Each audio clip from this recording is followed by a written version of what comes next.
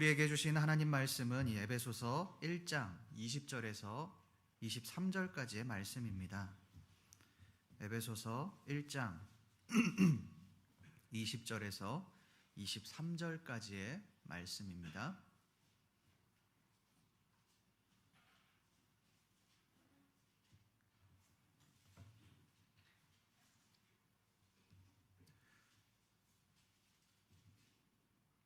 저와 여러분들이 한 절씩 교독하시겠습니다.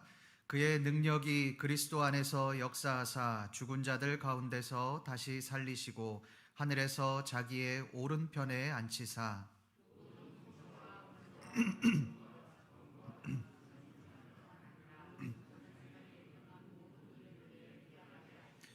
또 만물을 그의 발 아래에 복종하게 하시고 그를 만물 위에 교회의 머리로 삼으셨느니라. 교회는 그의 몸이니 만물 안에서 만물을 충만하게 하시는 이의 충만함이니라. 아멘. 21세기 교회 연구소에서 청년들을 대상으로 이 교회에 대한 인식을 조사했습니다. 기독 청년들이 꼽는 바람직한 교회상이 어떤 교회인가 이렇게 물었는데 그 답으로 세 가지가 나왔습니다. 첫 번째, 그 1위는 사회의 올바른 방향을 제시하는 교회. 두 번째는 개인에게 마음의 치유와 회복을 주는 교회. 마지막 세 번째는 기독교 복음을 충실히 전하는 교회로 그렇게 세 가지 답이 나왔습니다. 여러분은 이 조사를 통해서 어떻게 생각하십니까? 과연 교회는 무엇일까요? 교회는 어떤 곳이 되어야 할까요? 사회의 올바른 방향을 제시하는 것이 교회의 참 모습일까요? 아니면 개인의 마음의 치유와 회복을 주는 것이 교회의 본질일까요? 그것도 아니면 정말 본질적으로 하나님의 말씀을, 복음을 충실하게 전하는 것이 교회라고 할 수 있을까요? 우리는 이 교회란 무엇인가에 대한 그 근본적인 질문에 정확하게 대답을 하지 못합니다. 그렇게 하기가 어렵습니다. 그렇다면 여러분, 교회란 도대체 무엇일까요? 오늘 말씀은 과연 교회란 무엇인가, 교회가 어떤 곳이 되어야 하는지에 대한 그 질문에 답을 제시하고 있습니다. 오늘 말씀을 한번 자세히 보십시오. 이 교회와 관련된 단어가 이 두 군데에 나옵니다. 22절에 보면 교회의 머리와 또 23절에 보면 교회는 그의 몸이다 라고 하는 단어가 나옵니다. 그렇다면 여기에서 그는 누구이고 교회가 그의 몸이다 라는 말은 도대체 무슨 말일까요? 먼저 우리는 그가 누구인지를 알아보겠습니다. 우리 다 같이 오늘 말씀 20절 말씀을 함께 읽어보겠습니다. 시작. 그의 능력이 그리스도 안에서 역사하사 죽은 자들 가운데서 다시 살리시고 하늘에서 자기의 오른편에 앉히사. 그의 능력, 영어 성경을 찾아봐도 그는 he, 그냥 그라고만 나와 있습니다. 정확하게 그가 누구인지는 알 수 없습니다. 그러나 이전 말씀 17절 말씀을 보십시오. 우리 주 예수 그리스도의 하나님이라고 분명하게 언급합니다. 하나님을 알게 하시고라고 그 주체를 분명하게 말하고 있습니다. 그렇다면 여기에서 그는 하나님이라고 할 수 있습니다. 그런데 하나님에 대해서 어떻게 언급하고 있습니까? 우리 20절 말씀 한 번 더 읽어보겠습니다. 시작. 그의 능력이 그리스도 안에서 역사하사 죽은 자들 가운데서 다시 살리시고 하늘에서 자기의 오른편에 앉히사. 죽은 자들 가운데서 다시 살리시고 하나님께서 예수 그리스도 안에 역사하셔서 죽은 자들 가운데서 살리셨다는 겁니다. 하나님이 이런 분이라는 겁니다. 여러분, 사망은, 죽음은 그 누구도 피할 수 없는 현실입니다. 이 세상에 어떤 사람도 이 죽음을 이길 수 있는 사람은 없습니다. 그러나 하나님은 그 사망, 죽음을 이길 수 있는 분이라는 겁니다. 이 사실만으로도 하나님이 얼마나 위대한 분이라고 하는지를 우리가 알 수 있습니다. 인간하고는 비교가 되지 않는 분이라는 겁니다. 욥기 36장에서도 보면 하나님의 위대하심에 대해서 언급을 하는데, 하나님은 번갯불을 사면에 펼치고 또 만민을 심판하실 수 있는 분이다라고 그렇게 말을 합니다. 여러분, 하나님은 이런 분입니다. 위대한 능력을 행하시고 또 온 우주 만물 가운데 다스리는 분이 바로 하나님입니다. 하나님은 우리와 비교도 할 수 없는, 우리가 감히 쳐다도 볼 수 없는 분이 바로 하나님이십니다. 이것이 우리가 가지고 있는 하나님에 대한 신앙적인 인식입니다. 이러한 관점으로 20절 말씀에서 죽은 자를 살리신 하나님의 능력은 우리가 충분히 이해할 수 있는 부분입니다. 그러나 당시의 에베소 사람들은 이 바울의 말을 동의할 수 없었습니다. 왜 그렇습니까? 우리가 알고 있는 하나님, 우리가 알고 있는 신에 대한 관점이 완전히 달랐기 때문에 그렇습니다. 당시 이 로마 시대의 신에 대한 관점은 위대한 존재가 아니었습니다. 인간과 비슷한, 소위 사람 냄새나는 그런 존재가 바로 신이었습니다. 그리스 로마 신화에 보면 12신들을 묘사하는데, 거기에 보면 신들은 전지전능한 존재가 아닙니다. 인간과 똑같이 유혹하고 범죄하고 서로 속고 속이기를 반복하는 그런 연약한 존재들입니다. 일예로 이 제우스와 헤라의 이야기가 있습니다. 이 제우스는 아내인 헤라를 제쳐두고 아이오와 불륜을 저지릅니다. 불륜이 발각된 이 제우스는 아이오를 살리기 위해서 이 아이오를 바다 거북으로 변신시킵니다.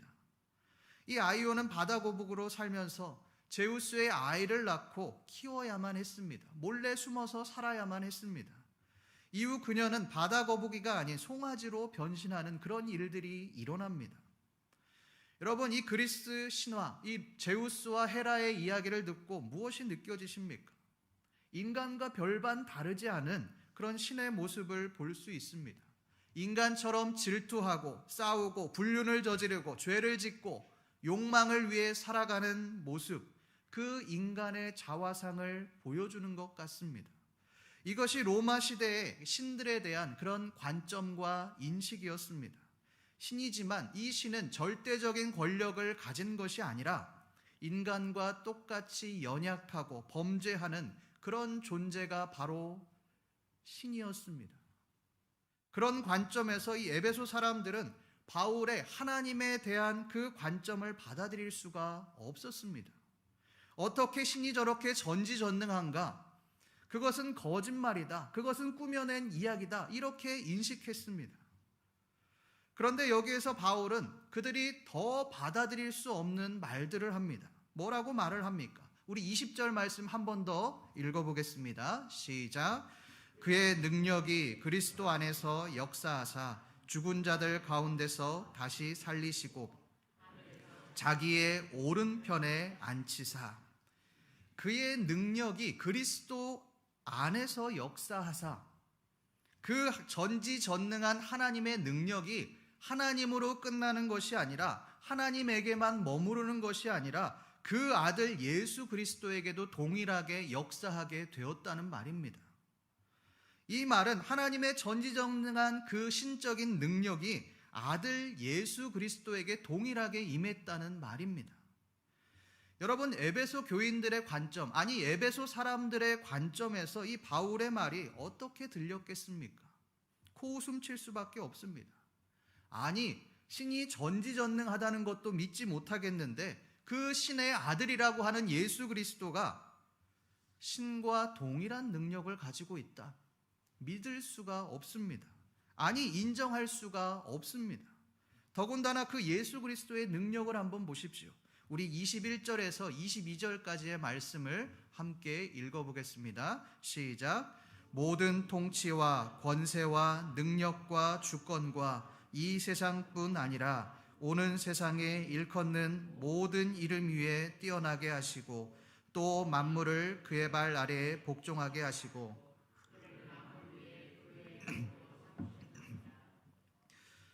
바울은 예수님의 능력에 대해서 이렇게 말을 합니다. 세상에 일컫는 모든 이름보다도 더 뛰어나게 하셨다. 또 이 세상의 모든 만물을 예수 그리스도의 발 아래에 복종하게 하셨다. 여러분, 신을 전지전능한 존재로 믿지 않는 그 에베소 사람들에게 신도 아니고 신의 아들인 예수 그리스도가 이런 분이다, 이러한 전지전능한 능력을 가진 분이다라는 그 말이 어떻게 들렸겠습니까? 말도 안 되는 소리인 겁니다. 절대 믿을 수 없는 그런 거짓말인 겁니다. 그런데 이 에베소 사람들의 모습이 우리의 모습과 유사해 보입니다. 물론 우리는 하나님을 믿습니다. 예수 그리스도도 믿습니다. 우리가 기도하면서도 가장 많이 하는 말 중에 하나가 무엇입니까? 하나님은 우리의 모든 것 되십니다. 내 삶을 하나님을 위해 헌신하겠습니다. 바치겠습니다. 예수 그리스도를 위해, 복음을 위해 살아가겠습니다. 이런 말을 참 많이 합니다. 그러나 막상 우리에게 어려움이 닥치면 어떻게 합니까? 에베소 사람들과 같이 하나님의 능력을 전적으로 믿지 않는 겁니다. 에베소 사람들이 신을 그저 인간과 동일한, 아니 인간과 비슷한 그런 존재로 보았듯이 우리에게 감당할 수 없는 그런 어려움들이 생기면 하나님을 신뢰하지 않는 겁니다. 기도를 하면서도 하나님이 과연 이 문제를 해결해 주실 수 있을까? 이 문제가 해결될 수 있을까? 하나님이 이 문제에 극복할 수 있도록 그렇게 은혜를 주실 수 있을까? 이런 의심들을 하는 겁니다. 여러분, 이것은 하나님을 전적으로 믿는 것이 아닙니다. 우리의 머리로만 믿고 있는 것입니다. 하나님을 머리로만 믿는다는 말은 내 생각으로 하나님을 믿는다는 말입니다. 내가 생각할 때, 내가 경험했을 때 가능한 일이다라고 생각하면 믿고, 그것이 불가능하다라고 여기면 믿지 않는 겁니다. 아무리 하나님께서 역사하신다 할지라도 내 생각에, 내 경험에, 내 판단에 믿어지지 않으면 불가능하다라고 그렇게 여기는 겁니다. 자신의 생각으로 하나님의 역사를 제한하는 것입니다. 성도 여러분, 여러분에게 하나님은 어떤 분이십니까? 예수 그리스도는 어떤 분이십니까? 정말 죽은 자를 살리신 분입니까? 정말 온 천지 만물을 다스리시는, 주관하시는 그 위대한 하나님이십니까? 아니면 내 생각 속에서만 활동하는 그런 분이십니까? 하나님을 온전히 신뢰하십시오. 하나님은 전지전능한 분이십니다. 온 우주 만물을 다스리는 분이십니다. 그 영광을 예수 그리스도를 통해 나타내셨습니다. 이 사실을 믿고 믿음으로 나아가시는 신림교회 성도님들 되시기를 간절히 소망합니다. 이제 이 바울이 말하는 그가 누구인지를 알게 되었습니다. 그렇다면 두 번째 문제, 이 머리와 몸의 문제를 어떻게 해석해야 하겠습니까? 우리 오늘 말씀 22절 말씀을 함께 읽어보겠습니다. 시작. 또 만물을 그의 발 아래에 복종하게 하시고 그를 만물 위에 교회의 머리로 삼으셨느니라. 22절 말씀에 보면 예수 그리스도의 능력에 대해서, 그 위대한 하나님의 능력과 동일한 그 예수 그리스도의 능력에 대해서 이야기하고 난 뒤에 마지막에 교회의 머리로 삼으셨다라고 그렇게 말을 합니다. 여러분, 흔히 우리가 머리에 대해서 떠올리는 이미지는 무엇입니까? 권위, 힘, 이것들을 떠올립니다. 머리라고 하는 것은 일반적으로 우두머리라는 뜻을 가지고 있습니다. 그래서 용의 꼬리가 될지언정 뱀의 머리가 되어라 라는 말이 있지 않습니까? 이 말은 머리가 되어야지만 높은 곳에서, 높은 자리에서 영향력을 발휘할 수 있다라는 말입니다. 그렇다면 예수 그리스도가 교회의 머리라고 하는 말 또한 이러한 관점으로 보아야 하는 것일까요? 그렇지 않습니다. 우리 말씀을 보겠습니다. 에베소서 5장 22절에서 23절 말씀을 찾아보겠습니다. 에베소서 5장 22절에서 23절까지의 말씀입니다. 함께 읽겠습니다. 시작. 아내들이여 자기 남편에게 복종하기를 주께 하듯 하라. 이는 남편이 아내의 머리됨이 그리스도께서 교회의 머리됨과 같음이니 그가 바로 몸의 구주시라. 이 에베소서 5장 22절에서 23절까지의 말씀에 보면 남편이 아내의 머리가 되었다라고 그렇게 말을 합니다. 여기까지는 우리가 흔히 알고 있는 그 권위에 대해서 말하는 것 같습니다. 그런데 그 다음을 보십시오. 이것이 그리스도께서 교회의 머리됨과 같다라고 그렇게 말을 합니다. 남편과 아내와의 관계가 교회와 그리스도와의 관계가 동일하다. 그 관계를 동일시하고 있습니다. 교회의 머리가 그리스도인 것처럼 아내의 머리가 남편이라는 것입니다. 이것은 우리가 알고 있는 권위의 관점에서, 우두머리의 관점에서 해석해서는 안 됩니다. 아내는 남편을 예수님 대하듯 철저하게 복종해라, 이 말을 하고 있는 것이 아닙니다. 이 말씀은 철저하게 관계성 속에서 말을 하는 것입니다. 아내와 남편은 육체적으로, 영적으로 연합되어 있는 존재라는 것입니다. 그 연합의 주체가 바로 남편이라는 뜻입니다. 여러분, 대부분의 가정들을 보십시오. 그 가장이 남편입니다. 남편이 가장의 역할을 그 가정에서 제대로 하지 못하면 그 가정은 힘들 수밖에 없습니다. 그런데 이 가장이라는 것이 무엇입니까? 가장은 책임을 지는 존재입니다. 가정의 재정을 책임지고 또 가정의 대소사와 그 어려움들, 그 문제들을 책임지는 존재가 바로 가장입니다. 물론 가정에서 일어나는 대부분의 일들은 아내가 처리하는 경우들이 많습니다. 그러나 결정적인 일들, 그 일들을 남편이, 가장이 책임지지 않으면 반드시 그 가정에 문제가 생길 수밖에 없습니다. 이러한 관점으로 예수 그리스도와 교회의 관계를 한번 살펴보겠습니다. 예수 그리스도가 교회의 머리가 되신다라는 말이 무슨 말입니까? 세상의 모든 이름보다 더 뛰어난 그 예수 그리스도가, 모든 영광과 권세를 가지고 있는 그 능력의 예수 그리스도가 우리를 책임진다는 그런 의미입니다. 사망 권세를 이기신 예수 그리스도가 우리를 책임지신다는 겁니다.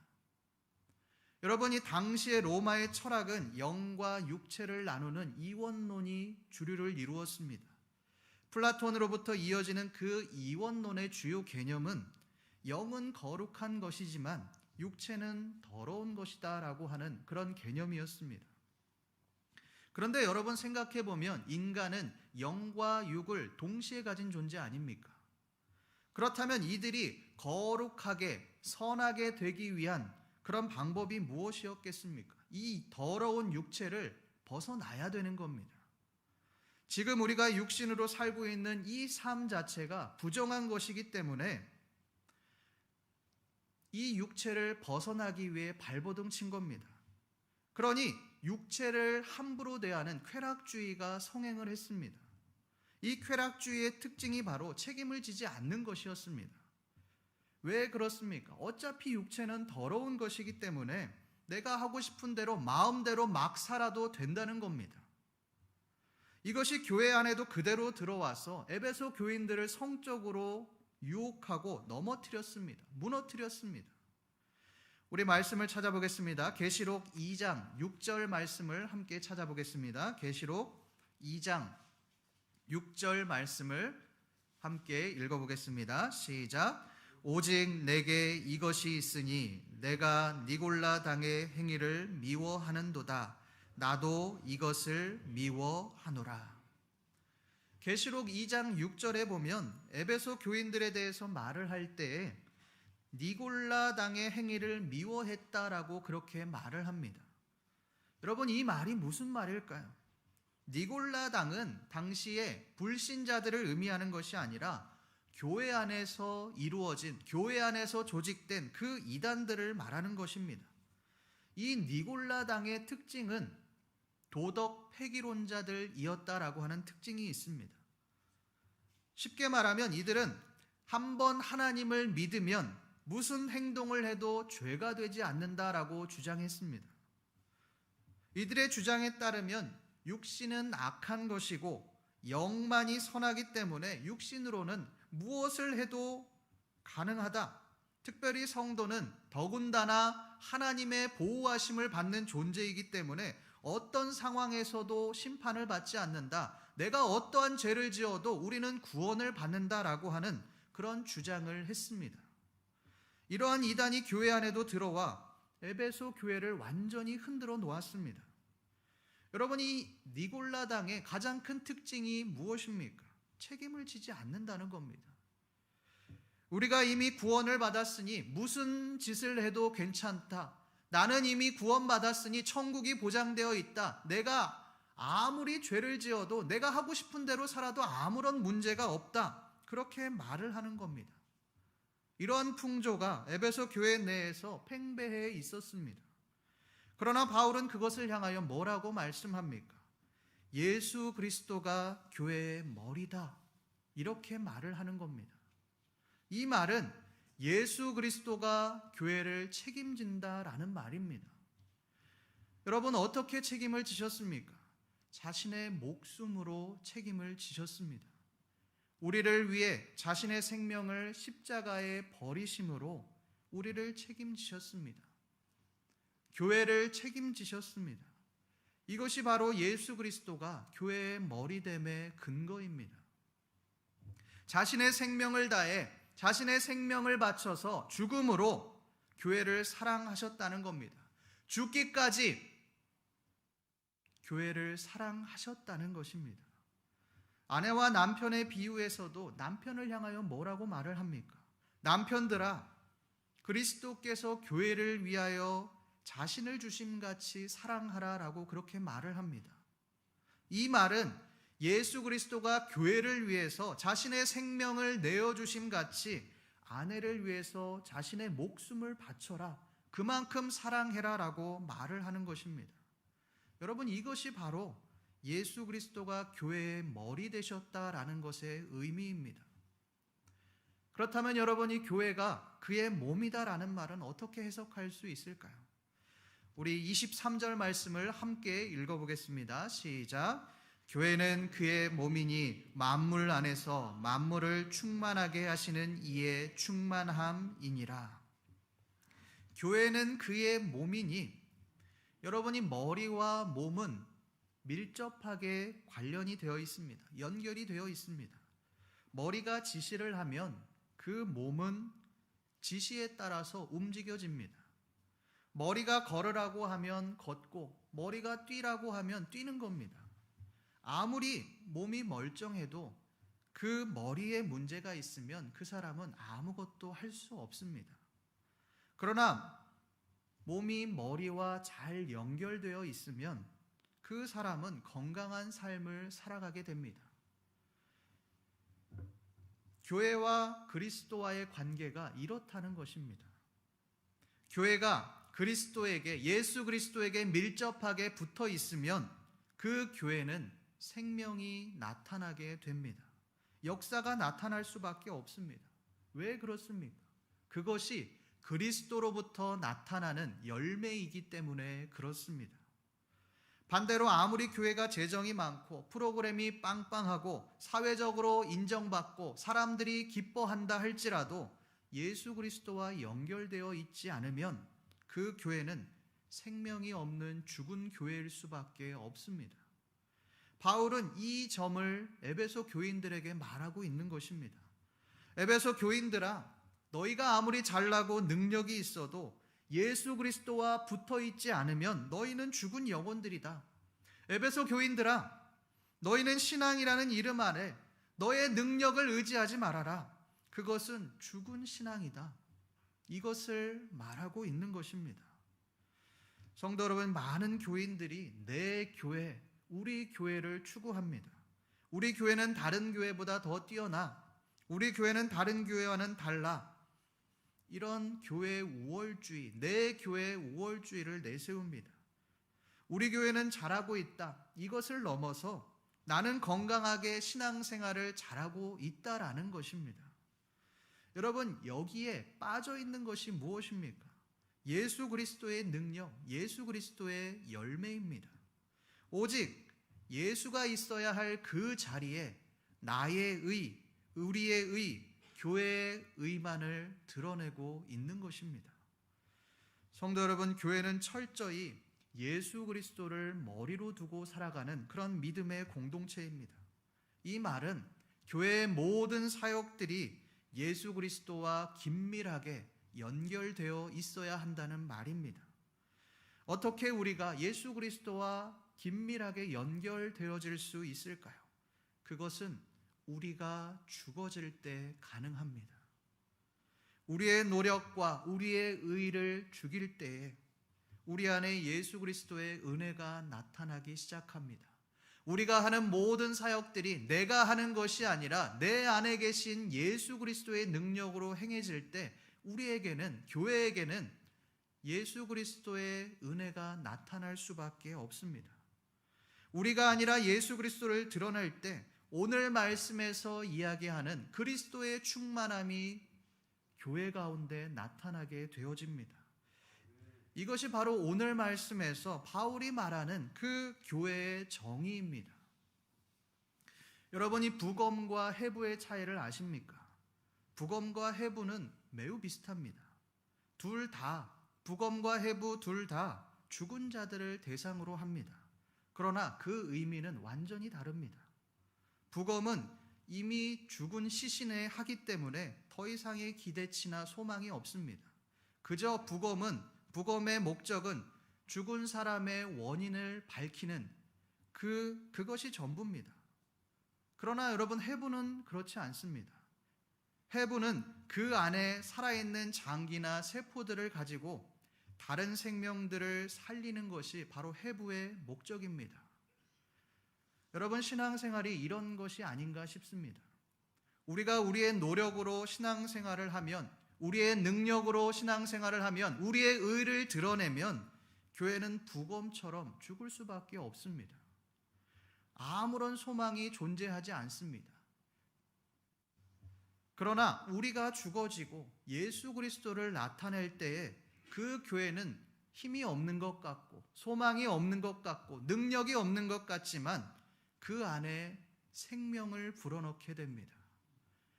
예수 그리스도의 생명이 들어가 수많은 생명들을 살리는 그런 놀라운 역사가 일어나게 되어집니다. 성도 여러분, 이 교회는 생명을 살리는 곳입니다. 그것은 우리가 예수 그리스도와 연합할 때에 가능합니다.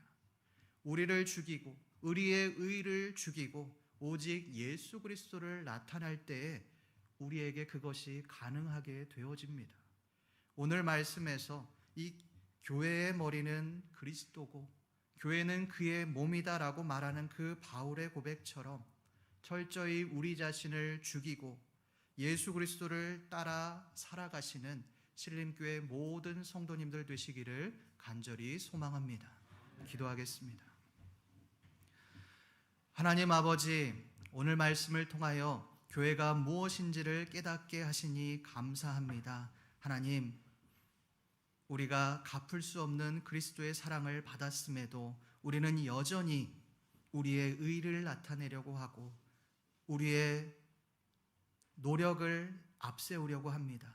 하나님, 우리의 의와 업적을 나타내는 것이 아니라 오직 예수 그리스도의 은혜를 나타내므로 참된 교회를 이루어가는 귀한 우리의 삶이 되어질 수 있도록 주여 도와주시옵소서. 감사드리며 살아계신 우리 주 예수 그리스도의 이름으로 기도드립니다. 아멘.